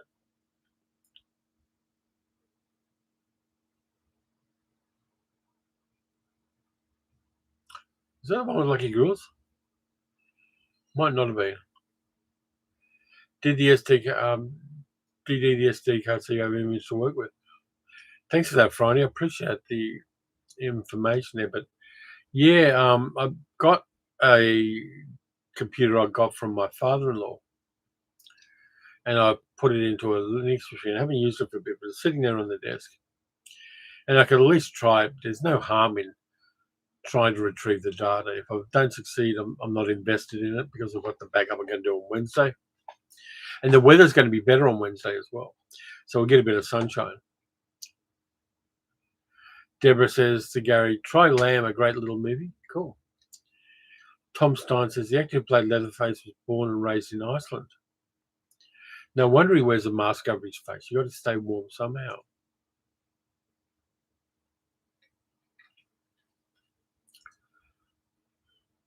So yeah, that SD card is now on my mind, but that's okay. I mean, I can work with it.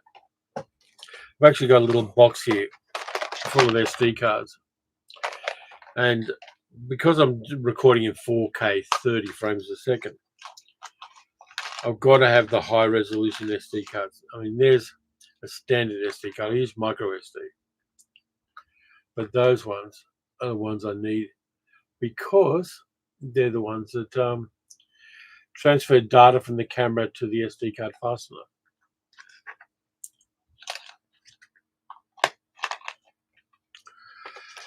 D. says there's a vintage DVD shop in Reykjavik called 2001 with some good rare films for sale.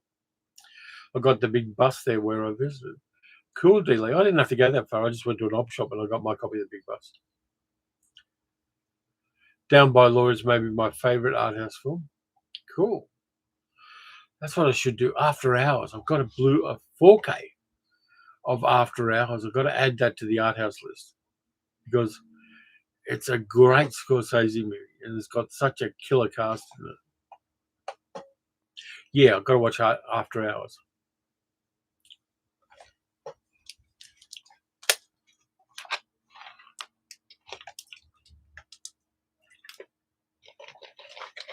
Dude, I'm winding down here.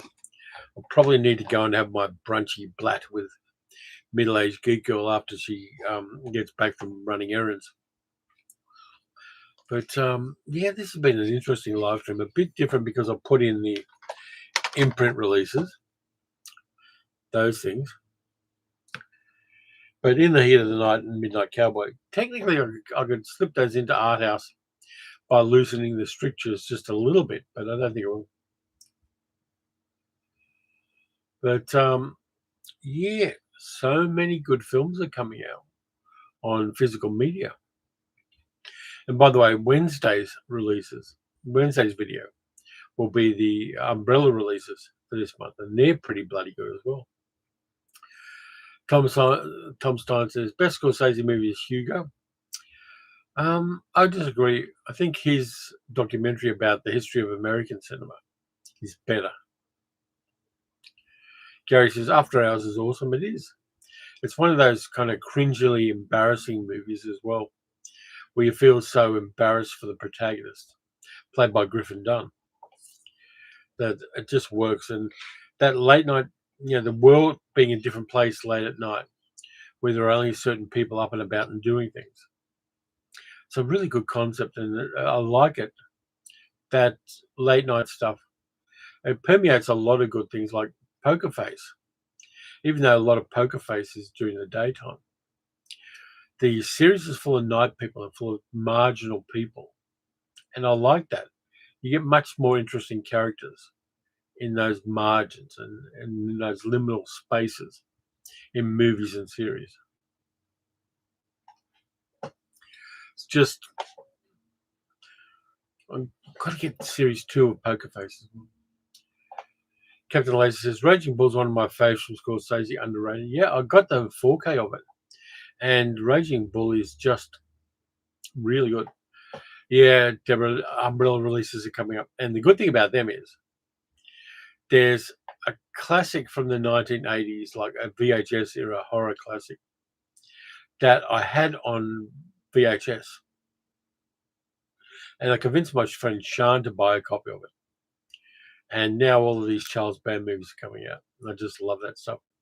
But there are also some other things that are really good as well. But yeah, I think collecting Blu-rays these days is becoming very niche and a reflection of privilege in some ways. But there are a lot of things you can find cheaply. One of the things I was thinking of for the channel is just a thought bubble I had, is to give myself like a $40 budget and go out to the op shops and just see what the best starter movie collection I could get for $40 is. It's a possibility. Hi, Adam. Yeah, thoughts on Terrence Stamp? I did it earlier in the live stream, mate. You can go back and watch that, and please do. I did talk about Terrence Stamp a lot, and great loss, and apparently a nice guy as well as a good actor. People who worked with him had nothing but good things to say about the man. But yeah, I'm thinking about that $40 starter movie kit, because there are younger people in the world who want to get into physical media because streaming pissed them off. And also, streaming is expensive if you have a few different services. And with the way the economics work for young people these days, where rents are crazily high, particularly here, and they just don't have the resources to go to the top end of town for things. I really wanted to do something like a starter kit, just by hunting and gathering movies locally. What do people think of that idea?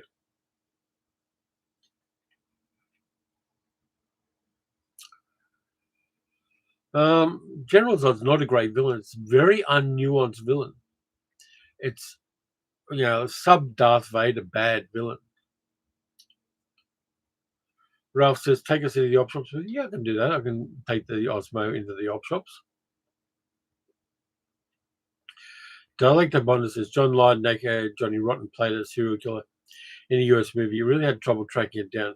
It seems to have disappeared even on torrent sites. Yeah, some movies do for some reason. I don't know why.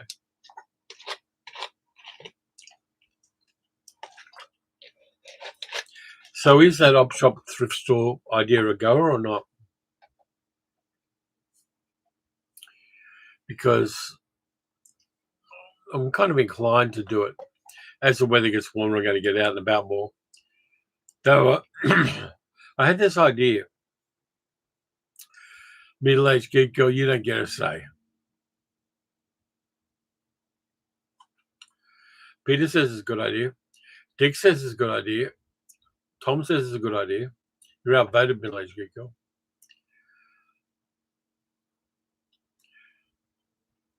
Yeah, bring Sal. No, I'm not going to bring Sal to the op shops because she looks at different things and then gets cheesed off with me if I go. We're going now. Veronica said, I had an after hours moment in Birmingham when all the ATMs shut down one night, so I couldn't get a taxi home. Strange moment in a cafe with a gay trucker telling me his story about William Shatner. That would have been interesting.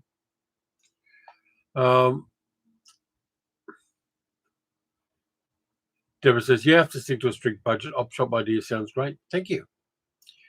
Yeah, here's my other idea. I think people should hibernate. I think we should, late summer, we just stuff ourselves full of food. And then when the weather gets really shitty like it is now, you go to sleep and just wake up to go and take a piss. And then you go back to sleep. See you later, Ramsar. Thanks a lot for your support.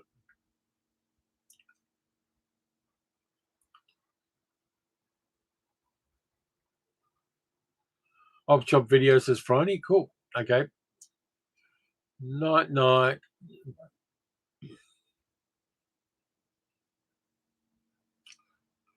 Yeah, I mean, Self shop for her own things at op shops, and often it's crafting things. But for me, I just go in, do a scan of the shelves, pick up something, get out. And that's not always conducive to Sal and I doing things together.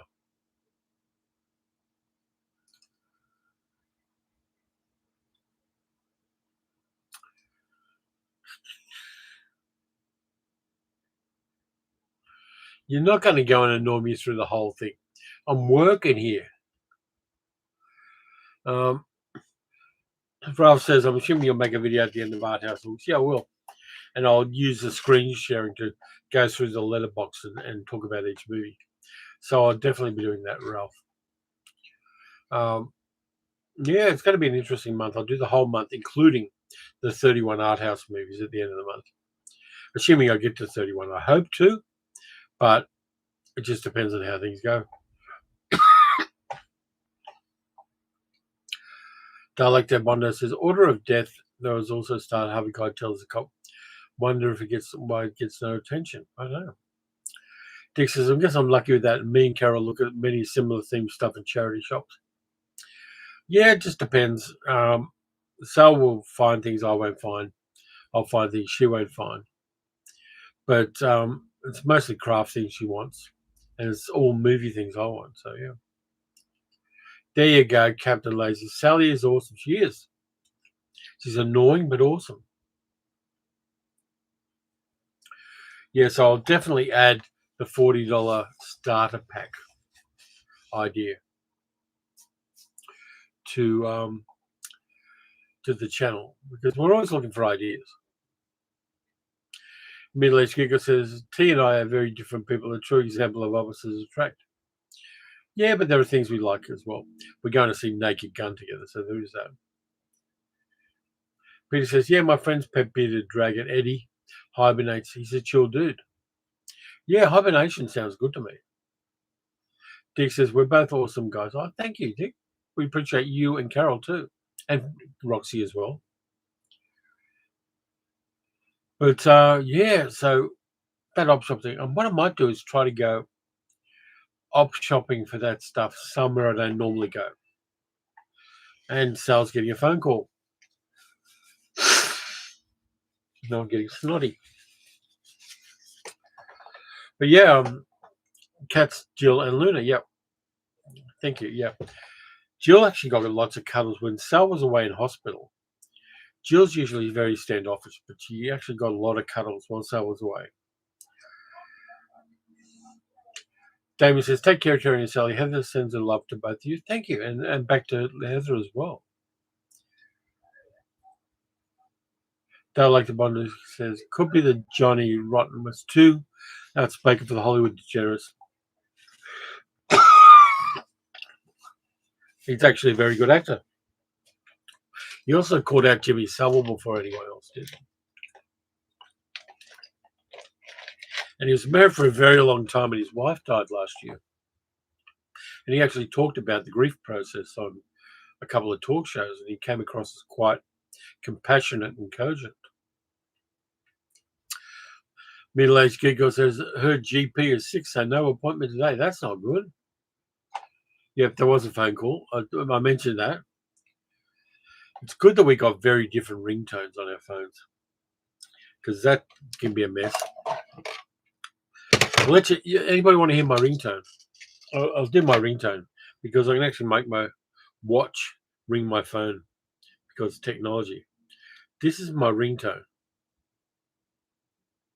Ring, ring, ring, ring, ring, ring. See, it just does that. Very different from Sal's. Gary says, I see Xanadu is getting released on 4KY. I saw Xanadu at a drive-in with my sister, Sandy, and her distant cousin, and I hated it. Still do. I do not love Xanadu. You're lying to people on the live stream, Sal. Dialector Monitor says, I've seen him live a few times. Johnny Rotten's a national hero. I think he's a really honest man, which is something you don't often hear about punk people.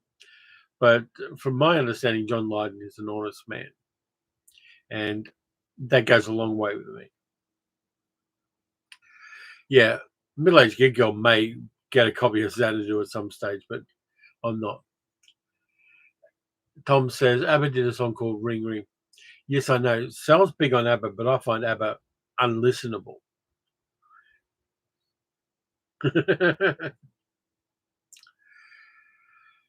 Frandy says, I can watch Xanadu. It's in the so bad it's good way. but it's really bad. Worst movie Gene Kelly ever did. Gene Kelly should have stopped the previous movie he did, which was Les Demoiselles de Rochefort for Jacques Demy, where he is great dancing with Francois Dorleac. But for me, I'll keep Young Girls of Rochefort as the last good Gene Kelly dance movie.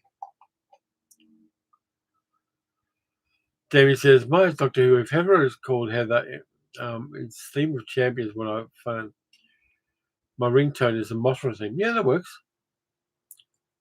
Physician heal thyself. No, I mean, Sinner's a good doctor. Our GP is fantastically good. And I've got nothing bad to say about him. He is, if he's away, there's a very good reason he's away. But yeah, so any last minute questions, because we're 4 minutes from the end of the live stream. It's gone by quite slowly. No, it's actually been quite good. But yeah, Xanadu I hate, and the music is horrible. I actually got, by the way, spoiler, the Umbrella releases this month have a really early, really obscure Olivia Newton-John movie in them. But I'll show you that later on the next video, come to think of it.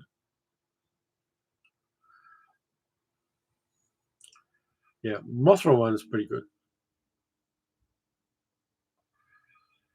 Captain Laser says, need to do a disco series, but I'm up for pain. If you want a disco movie that's not egregiously bad, there's only one that I know of. Thank God It's Friday with Donna Summer, Jeff Goldblum. Thank God It's Friday kicks ass. I love it. I got it on Blu-ray, and I watch it every couple of years. It's just such fun. Friday says, a goth DJ friend used to add ABBA tracks to his set. It went down so well, another DJ copied him. Yeah, I mean, there's no accounting for taste, is there? But ABBA just doesn't hit for me. Deborah says, as a musician, Xanadu is shot. As a film buff, Xanadu is shot as well, Deborah. I know you are as well. But yeah, Xanadu is just hard on the ears and hard on the eyes. Middle-aged Giggle says, I used to have the wonderful thing about Tiggers as a ringtone. Around the office, you could hear woo-hoo-hoo really loudly. Dealey says, Gene Kelly was also in Viva Knievel. Not his finest hour. Friday says, Last Days of Disco is a good movie. Yeah. But my go-to is definitely Thank God It's Friday.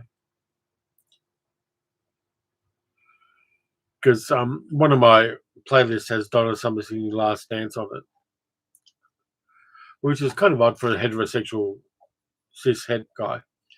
But it is. It's good fun. And Jeff Goldblum playing a sleazy nightclub owner is a lot of fun as well.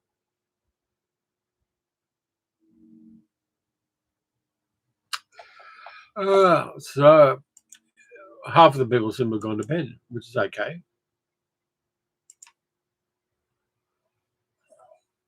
Still got 24 people, and that's kind of cool.